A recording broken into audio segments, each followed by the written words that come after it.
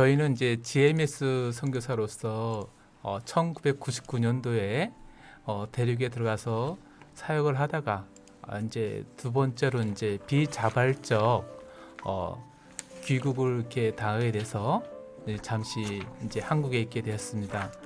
99년도부터 했습니다. 네. 그래서 횟수는 20년인데 네. 중간에 한번 이렇게 비자발적으로 귀국하게 되는 상황이 한 번 있었고 네. 또 하나님의 그 특별한 은혜로 또 들어갈 수 있었어요. 그 또 들어가게 돼서 또 사역하다가 이제 두 번째 이제 또 이렇게 나오게 되었습니다. 네. 네. 20년째입니다. 예. 아, 그러시군요. 99년부터면 예. 지금까지. 비자발적이라는 용어를 많이 쓰셨거든요. 네. 이제 그 의미는 이제 우리가 아는 대로 이제 추방 같은 그런 거. 네. 그런 거죠. 네, 추방을 어. 좀 이렇게 부드럽게 아. 그러네요. 예, 듣기가 맞아요. 좀 네. 그래서 이제 비자발적 귀국을 했다 이렇게 우리는 이제 사용합니다. 그래요. 네. 그 언어 사용도 참 그러네. 중요하네. 추방이라는 용어 안에는 뭔가 좀 죄가 있는 것 같은 느낌이 그 느낌도 들거든요. 들고. 사실 예수를 전하면서 핍박을 받는 것이 당연하기 때문에 네. 추방이라는 단어도 괜찮을 것 같습니다. 아, 그렇군요. 그러시군요. 근데 이제 사드 때문에 그 영향이 매우 컸는데요. 네. 얼마나 추방을 당했느냐를 숫자를 세는 것보다 네. 얼마나 남아 있느냐. 남아 있느냐. 예. 그 정도로 한 80% 정도는 나오게 되지 않았을까 생각합니다. 이전에는 사역 중심으로 이제 나오게 되었습니다. 그러니까 일을 하다가 네. 이제 현장에서 걸리면 그렇습니다. 아, 현장에서 걸리든지 현장을 찾아오든지 아. 그런 상태로 이제 1차 추방은 그렇게 당했었는데요. 네. 두 번째 이 사태는 이제 정치적인 영향이 아, 큰 거군요. 네. 대학교 2학년 때 이제 거듭나게 됩니다. 87학번인데 네. 88년도에 이제 성학 형제님이라는 그 박성학 형제님 그 내비게이터 한 형제님 선배님을 통해서 복음을 듣고 이제 거듭나게 되고 네. 그것은 이제 제자 훈련 공동체 아파트 생활이라고 있는데 이제 거기서 같이 생활하다가 어느 겨울날 한 1년 반 정도 지난 겨울날 이렇게 아파트 옥상에서 이제 눈을 쓸고 기도를 하는데 네. 갑자기 주님께서 중국 북한이라고 감동을 주셨어요. 아. 아, 그래가지고 그때 엄청 울었습니다. 네. 눈, 목, 코, 입에서 다 나오잖아요. 네. 저는 이제 중국 북한 이렇게 말씀하실 때 네. 저는 미국인데요 이렇게 했어요.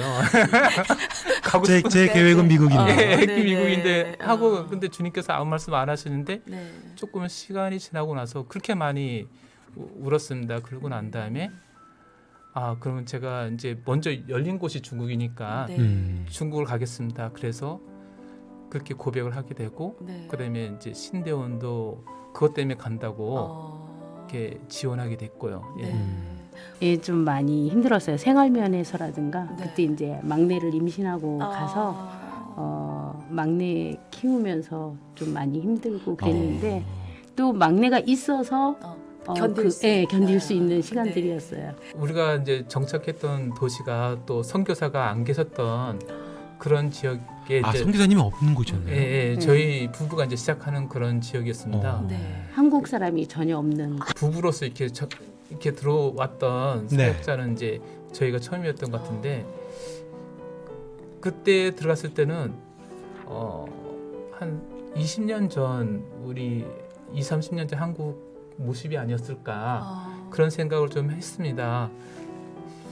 한 15년 전에 이제 한국에서 이제 복음을 듣게 됐을 때 반응하는 그런 반응이 이제 좀 이렇게 보이는 것 같아요. 그래서 믿는 사람들도 점점 생겨나고 그리고 또 이제 반발하는 분들도 이제 생기고 이전엔 반발을 거의 안 했던 이유가 네. 모르니까. 그 정도였군요. 예, 아예 이제 들어보지 못했던 그런 이야기를 하니까 뭐 할아버지 할머니나 뭐 가는 곳 아닌가 교회를 개척했을 때는 믿는 분들이 이 기독교에 대해서 전혀 모르는 상태에서 이렇게 믿게 되는 분들이 되게 많았어요. 아예 모르는. 아니, 네. 한국에서처럼 네. 이렇게 뭐 전단지를 돌린다거나 만나서 전도를 하는 게 아니라요. 네. 알게 된 사람들 저희 집에 친구로 오는 사람들 네. 그렇게 해서 전도를 시작했어요. 그 아. 반응들이 어때요? 그러니까, 얘기하면? 그러니까 중국에는 가정교회들이 시골 중심으로 많이 발달이 돼 있었고 도시에서는 이제 삼자교회가 있었는데요. 이제 저는 이제 도시에서 이제 젊은 친구들한테 전도를 하다 보니까 이 복음을 거의 이렇게 접해보지 못한 분들이 되게 많았어요. 그러니까 우리는 먼저 이제 식사 기도를 하면서부터 전도를 했었기 때문에 네. 이게 뭐냐고 하다가 그다음에 왜 여러분들의 가정은 이렇게 행복하냐 이제 그걸 보고 나서 그 이제 사람들이. 네네. 그러고 나서 이제 그럼 그 비결을 가르쳐 줄게 하고서 이제 복음을 전한 거거든요. 야, 이건 진짜 삶의 전도인데? 그러니까. 그렇죠. 예. 저희 집에 우리 아이를 중국어를 가리키러 오는 그 네. 선생님이 있었어요. 네. 근데 지금까지도 연결이 되는데 아. 그 자매가 이제 한국에서 살다가 다시 중국으로 들어갔거든요. 네. 근데 그 자매가 그랬어요. 저희 한 2년 정도 중국어를 가리키러 집에 오다가 왔는데. 네. 하루는 이제 집에 안 가고 저한테 얘기를 하는 거예요. 그래서 세 아이가 있는데 아이들이 왜 이렇게 행복하냐? 네. 그래서 이제 제가 그 비결을 알려줄 테니까 잠깐만 기다려 봐라. 이제 그래서 이제 아빠를 오라 그래서 네. 선교사님 오라 그래서 그때부터 이제 이야기를 시작한 거예요. 아, 복음을 전하시는. 네네네. 그러고 나서 영접하면 1대1 양육이 시작되고요. 시작됐다. 아, 그렇게 영접이 돼요. 한 명이 두 명이 되고 그러다가 이제 20명, 30명이 되고 그렇게 된 거예요. 가르치는 사역을 하신 거군요. 아. 근데 그 선교사님 말씀 중에 보니까 사역에 어떤 전환점이 있다라고 이야기를 해주셨어요. 이제 한국 선교사로서 이제 목사로서 이제 갔으니까 항상 뭔가 가르쳐 줘야 되겠고 코치해야 되겠고 네. 지도해야 된다는 그런 입장에서 중국의 가정교회 사역도 하고 또 이렇게 교회 개척을 했지 않습니까? 그러니까 항상 이렇게 판단하고 뭔가 이렇게 자꾸만 이렇게 문제점을 발견하는 그런 습관이 있었던 것 같아요. 그러고 나서 이제 중국 교회를 사랑하니까 마음이 너무 아파가지고선 계속 이제 어려운 문제점들을 계속 보니까 기도실에서 막 아파하면서 이제 기도했던 적이 있습니다. 네.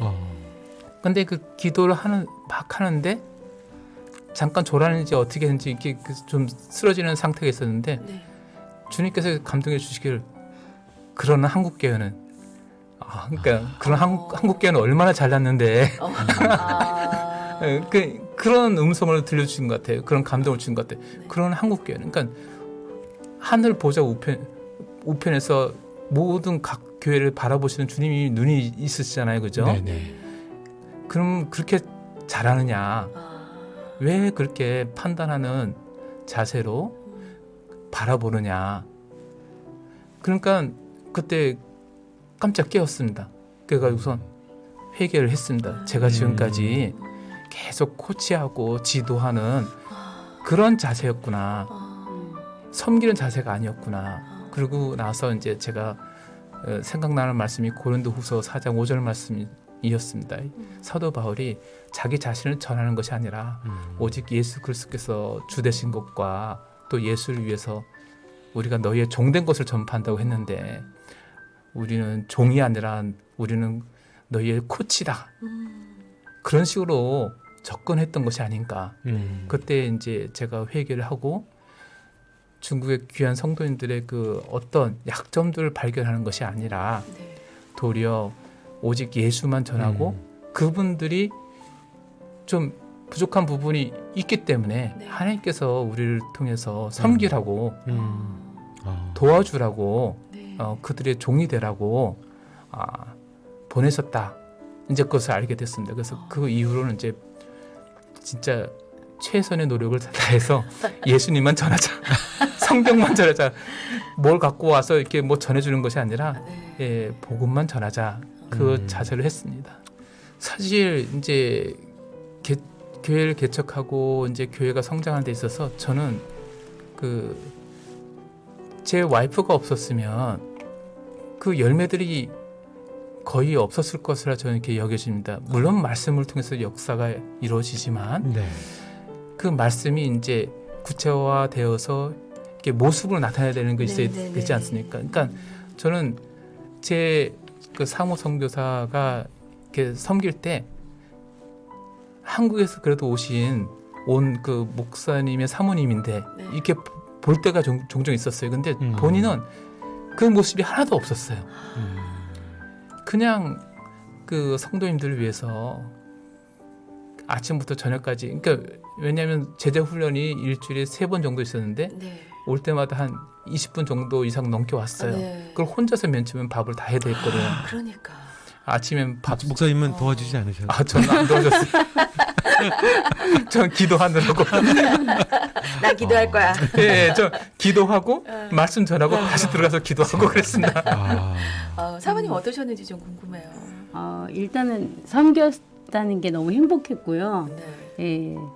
진짜 선교사님은 진짜 기도를 그때 이제 그거를 가르치기 위해서 한 3시간 4시간을 오후에 기도를 하셔요. 그러니까 저희가 이사를 가면 네. 항상 그 안방이 어디 이거보다는 기도실 어디로 할까 이거를 네. 이제 많이 그게 우선 결정이 돼야 돼요. 네. 그래서 이제 기도실에 가서 이제 기도를 많이 하고 저는 아침부터 시장 돌아서 그러니까. 처음에는 한두 명으로 시작했어요. 네. 근데 하나님께서 기름 부어 주셔서 열린 모임에서 열매가 이제 많아지다 보니까 네. 그 열린 모임에 자주 오는 분들을 통해서 제자 훈련을 시작하고 그러면서 하루 집에 매일 저녁마다 집회가 있었던 거죠. 네. 그러니까 이제 처음에는 저 혼자 하다가 이제 자매들과 형제들이 은혜 받고 네, 같이. 훈련이 되니까 이제 그런 계기도 또 있었고요.